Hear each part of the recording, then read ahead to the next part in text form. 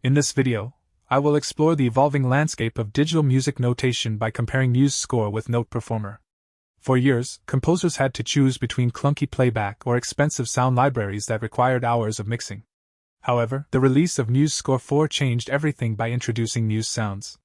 This feature provides high-quality orchestral samples for free, integrated directly into the software. It offers a cinematic feel with very little effort, making it ideal for hobbyists who want their scores to sound professional right away. On the other hand, NotePerformer remains the industry standard for those using Sibelius, Darico, or Finale. It does not rely on massive sample sizes but instead uses a sophisticated artificial intelligence engine to interpret musical phrasing, dynamics, and articulation in a way that feels incredibly human.